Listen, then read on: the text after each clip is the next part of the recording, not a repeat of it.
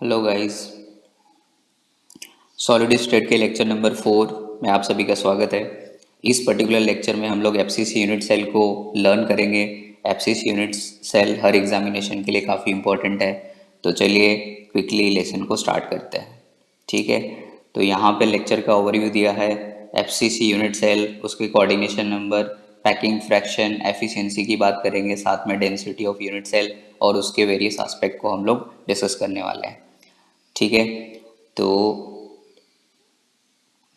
अब हमारे पास में है फेस सेंटर्ड यूनिट सेल, जिसको हम लोग अंडरस्टैंड करने वाले हैं।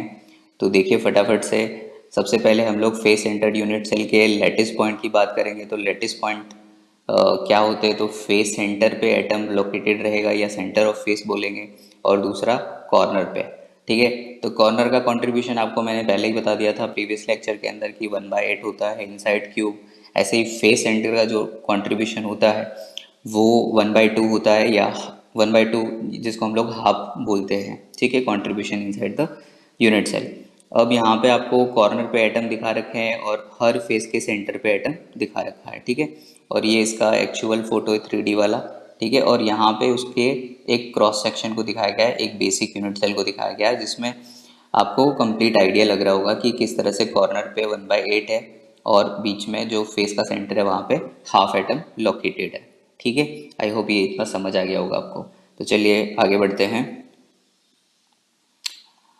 अब हमारे पास में है रिलेशन। जब हमको रिलेशन निकालना है, एज लेंथ, एज लेंथ मतलब क्यूब का एज लेंथ, और आपको रेडियस ऑफ एटम के बीच में रिलेशन निकालना है। ये रिलेशन काफ़ी इंपॉर्टेंट हो जाता है। ठीक है, इसमें जेई मेंस में डायरेक्ट क्वेश्चन भी आता है कई बार इस रिलेशन को यूज़ करके। ठीक है, तो क्विकली अंडरस्टैंड कर लेते हैं। आपको पता है कि जो कॉर्नर एटम है और जो कॉर्नर एटम है उसके बीच में एक फेस का एटम है, ये वाला जो है वो फेस का एटम है। तो ये सभी एक दूसरे को टच करेंगे। अगर ये एक दूसरे को टच करेंगे तो वैसे भी हमको अगर एक ट्राइंगल एबीसी देखना पड़ेगा। तो अगर मैं ट्राइंगल एबीसी को देखता हूँ तो ये एक राइट एंगल ट्राइंगल है, और राइट एंगल ट्राइंगल में पाइथागोरस थ्योरम लगा सकते हो आप। ठीक है, और ए बी का जो लेंथ है वो कितना है? ए बी का लेंथ है ऑब्वियसली ए है, जो एज लेंथ है वो है। ऐसे ही बी सी बी क्या है? ए है। तो आपको बी का वैल्यू जो है, बी का लेंथ, यानी कि हम लोग को जो ए सी है उसकी वैल्यू कितनी मिल जाएगी? Under root of 2a, √2a। ठीक है, इस तरीके से वैल्यू मिल जाएगा। ठीक है, और उसके बाद में आप ए और आर में रिलेशन देख सकते हो। ये रिलेशन काफ़ी इंपॉर्टेंट है, आप इसको याद कर लीजिए।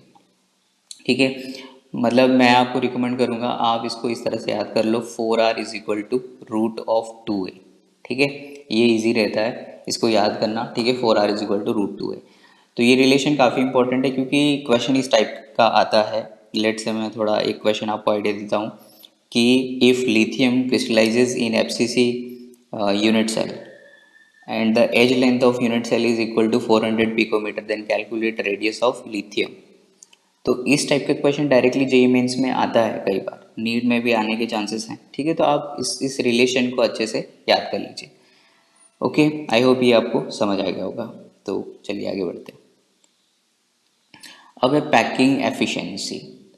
तो पैकिंग एफिशिएंसी निकालने के लिए आपको पता है फॉर्मूला, ये आपके सामने लिखा हुआ है, वॉल्यूम ऑक्यूपाइड बाय 4 स्फीयर। अब ये 4 स्फीयर कहाँ से आ गया? तो आपको z निकालना पड़ेगा। z कैसे निकालोगे? 1/8 इंटू 8, ये तो कॉर्नर वाला हो गया, प्लस आपके पास में जो फेस है कितने होते हैं? 6 होते हैं, और उसका कंट्रीब्यूशन कितना आता है? 1/2। तो टोटल वैल्यू कितनी हो गई भाई? 1 + 3 हो गया ना, 4।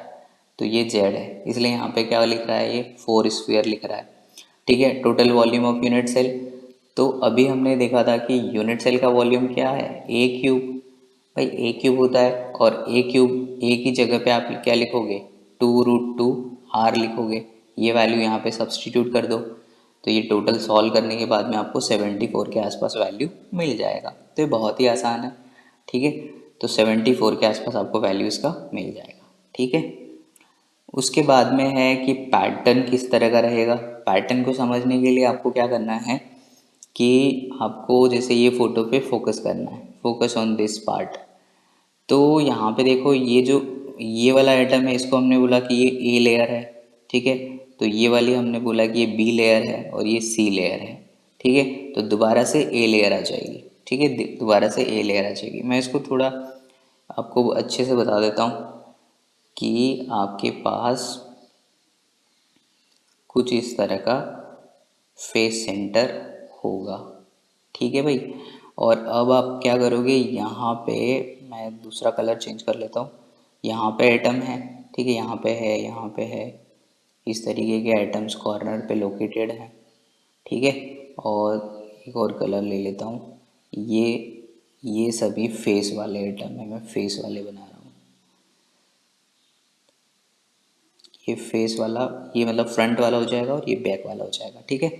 तो जब आप इस वाली लाइन को बोलोगे तो ये ए लेयर हो गया। और जब आप इस वाली लेयर को इंक्लूडिंग दिस वन ऐसे इसको बोलोगे बी लेयर। और फिर आप इसको देखोगे ना इस तरीके का, तो ये सी है क्योंकि ये थोड़ा इन्वर्टेड है, ए बी सी, ठीक है। उसके बाद में ये वाला ए आ जाएगा और ये फिर रिपीट करेगा, है ना। तो इसीलिए हम लोग बोलेंगे इसको ए बी सी। थोड़ा मैं इसको कलर चेंज कर लेता हूँ, इसको हम लोग बोलेंगे ए बी सी पैटर्न, ठीक है। A B C pattern repeat करेगा, ठीक है। आई होप ये आपको बेसिक डायग्राम समझ आ गया होगा, ठीक है। तो मैं इसको क्लियर कर देता हूँ। अब देखिए यहाँ पे आपको ये डायग्राम में आपको यही सब दिखाया गया है, ठीक है। तो इस तरीके से हम लोग इसको बोलेंगे ए बी सी पैटर्न, ठीक है, ए बी सी पैटर्न। और इसको कई बार क्यूबिक क्लोज पैक बोलते हैं, वो हम पहले ही डिस्कस कर चुके हैं, राइट। फेस सेंटर्ड हो गया। एग्जाम्पल के तौर पे कॉपर और सिल्वर, जनरली कॉपर और सिल्वर इस पर्टिकुलर एफसीसी यूनिट सेल को फॉर्म करते हैं, ठीक है। चलिए, तो now let's discuss about the coordination number. तो कोऑर्डिनेशन नंबर को हम डिस्कस करते हैं। तो यहाँ पे देखो कोऑर्डिनेशन नंबर 12 है, ठीक है। और जो नेक्स्ट नियरेस्ट नेबर है वो 6 है ना। तो कोऑर्डिनेशन नंबर क्या होता है, नियरेस्ट नेबर होता है जो एक पर्टिकुलर स्फीयर को या एटम को टच करते हैं, ठीक है, एडजेसेंट वाले। तो हम उसको कैसे कैलकुलेट करेंगे, ठीक है। तो ये रेफरेंस फिगर आपको यहाँ पे दिया हुआ है, लेकिन मैं आपको अपने तरीके से बताता हूँ। देखो, अगर मान लो कि ये आपके पास में एफसीसी यूनिट सेल है, ठीक है, this is your FCC unit cell. अब आपको यहाँ पे एटम भी ड्रॉ कर लेने हैं, ठीक है। जल्दी से एटम, मैं कलर चेंज करना भूल गया, ठीक है, ये कलर चेंज कर रहा हूँ। ये एटम्स हैं, इस तरीके से आपने एटम बना लिया, ठीक है भाई। और उसके बाद में आप क्या करोगे, एक दूसरे कलर से यहाँ पे एक एटम बनाओगे, फेस के सेंटर वाला एटम।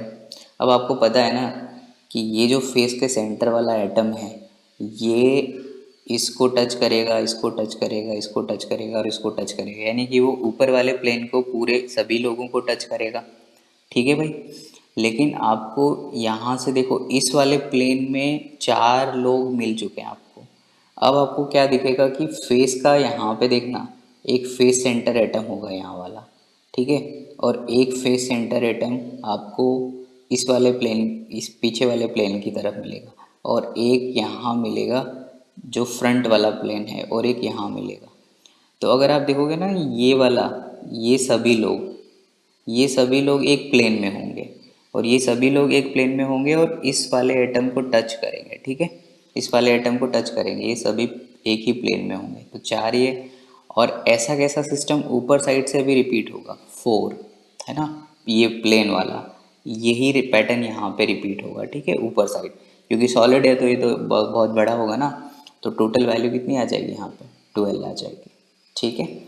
तो ये इस तरीके से आपको अंडरस्टैंड करना है कि इस वाले फेस सेंटर एटम को ये 4 कॉर्नर वाले तो टच करेंगे ही, और ये प्लेन वाले भी करेंगे, ये प्लेन वाले, ठीक है, और ऊपर से ऊपर वाले प्लेन वाले भी करेंगे, ठीक है। तो इस तरीके से ये आपको समझ आ गया होगा, ठीक है। तो आपको याद रखना है कि जो नियरेस्ट नेबर हैं वो कितने हैं, 12 हैं। नियरेस्ट नेबर हैं वो 12 हैं, ठीक है। और जो डिस्टेंस है वो है a/√2, डिस्टेंस है a/√2। और नेक्स्ट नियरेस्ट डिस्टेंस है वो a है, और जो नेबर हैं वो कितने हैं, 6 हैं। तो आप इसको याद कर लीजिए, ठीक है, क्योंकि वहाँ पे आप डेरिवेशन करने नहीं बैठोगे, ठीक है, एग्जाम में उतना टाइम नहीं होता, you can remember this stuffs, ठीक है, और डायरेक्टली वहाँ पे आप सॉल्व कर सकते हैं अप्लाई करके, ठीक है। तो चलिए आगे बढ़ते हैं। अब हम इसको समराइज कर लेते हैं, ठीक है। तो देखिए, relation between a and r, a and r का मतलब a is edge length of unit cell, r is radius of atom. तो √2a किसके बराबर था, 4r के इक्वल था, बहुत आसान था। Effective number of atom per unit cell कितना आता था, 1/8 इंटू 8, हाफ इंटू 6, टोटल कितना आ जाएगा 4, आसान था। पैकिंग फ्रैक्शन हम लोग जब वैल्यू पुट करते हैं तो π/3√2 आएगा, जो कि 74 के इक्विवेलेंट है। कोऑर्डिनेशन नंबर कितना आ गया, 12 आ गया। और डेंसिटी, डेंसिटी में यहाँ पे कुछ नहीं, जेड की जगह पे आप क्या रख दोगे, 4 रख दोगे। बाकी फार्मूला हम ऑलरेडी प्रीवियस लेक्चर्स में डिस्कस कर चुके हैं। तो यहाँ पे Na और a क्यूब, ठीक है, a cube volume of cube. तो ये वैल्यू आपको इजीली समझ आ जाएगी, ठीक है। तो ये हो गया इसका समरी, ठीक है। तो आपको ये स्क्रीनशॉट ले लेना चाहिए, यही आपको काम आएगा, इसको आप अप्लाई कर सकते हो अपने एग्जामिनेशन के अंदर, ठीक है। अब हम कुछ क्वेश्चंस की प्रैक्टिस कर लेते हैं फटाफट से। तो देखो फर्स्ट क्वेश्चन क्या है, a metal crystallizes in 2 cubic phase, ठीक है, 2 क्यूबिक फेज हैं आपके पास, FCC and BCC, whose unit cell length are 3.5 और 3 angstrom respectively, the ratio of their density, density का रेशियो बताना है। तो आप कैसे सॉल्व करोगे, तो आपको FCC और BCC दिया हुआ है, तो आप डायरेक्टली FCC BCC का, अगर मैं बात करता हूँ FCC, तो उसका डेंसिटी कितना आएगा, उसका डेंसिटी आएगा 4 into molar mass upon a cube into Na, ठीक है। और अगर BCC की बात करें तो इसका डेंसिटी क्या आएगा, 2 multiply by molar mass upon a cube into Na, ठीक है। तो आपको इन दोनों का रेशियो निकालना है, तो आप इन दोनों एक्सप्रेशन को डिवाइड कर दीजिए, तो जो कॉमन टर्म है वो कैंसिल हो जाएगी। और यहाँ पे क्योंकि a क्यूब जो है वो डिफरेंट है, a क्यूब डिफरेंट है, ठीक है, a क्यूब डिफरेंट है, तो इसकी वैल्यू आप पुट कर दीजिए, बाकी सब कैंसिल हो जाएगा, ठीक है। तो आप इजीली इसको सॉल्व कर सकते हैं, ठीक है। बाकी कैलकुलेशन आप कर लेना, ठीक है। तो मैंने आपको समझा दिया है ये चीज़, ये फॉर्मूला है, इस तरह से आप इसको अप्लाई कर सकते हैं,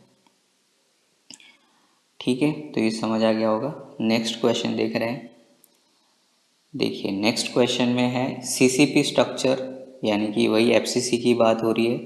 तो first and third layer are repeated, first and fourth layer are repeated, second and fourth layer are repeated, और first third and six layer are repeated. तो आपको पैटर्न याद होना चाहिए, ABC, उसके बाद में ABC, ठीक है। तो ये फर्स्ट है, ये सेकंड, ये थर्ड और ये फोर्थ, तो first and fourth layer are repeated, है ना। तो ये चीज़ आप मार्क कर सकते हो इसमें, ठीक है। चलिए अगला क्वेश्चन देखते हैं। An element occurring in BCC structure has, ये 10⁻23 है, ये पावर में है, थोड़ा टाइपिंग एरर है। तो इतने यूनिट सेल हैं, ठीक है। तो total number of atom in the unit cell, तो आपको पता है BCC में एक यूनिट सेल में कितने एटम होते हैं, 2 होते हैं। तो अगर आपके पास में इतने यूनिट सेल है तो आप इसको 2 से मल्टीप्लाई कर दो, तो आंसर आ जाएगा 24.16 इंटू 10⁻23। तो ऑप्शन ए आपका करेक्ट आंसर हो जाएगा, बहुत इजी है, ठीक है। अगला देखते हैं। देखिए अब आपको दिया है कि an FCC lattice has lattice parameter 400 picometer, मतलब एज लेंथ आपको दिया हुआ है। कैलकुलेट मोलर वॉल्यूम, ठीक है। मोलर वॉल्यूम का मतलब क्या होता है भाई, तो मोलर वॉल्यूम होता है V, ठीक है। मोलर इसका मतलब होता है कि volume of Na number of atom, Na atoms, ठीक है। अगर हम वॉल्यूम Na एटम का निकालते हैं तो वही क्या है, हमारा मोलर वॉल्यूम है, ठीक है। तो आप क्या करोगे, पहले एक का वॉल्यूम निकाल लोगे, तो एक यूनिट सेल का वॉल्यूम कितना आ जाएगा, ए क्यूब, यही यूनिट सेल का। अब इसमें ये वॉल्यूम कितने एटम का होगा, 4 एटम का होगा, ठीक है भाई। ये कितने एटम का होगा, 4 एटम का। तो एक एटम का कितना आ जाएगा, एक क्यूब बाय 4, ठीक है।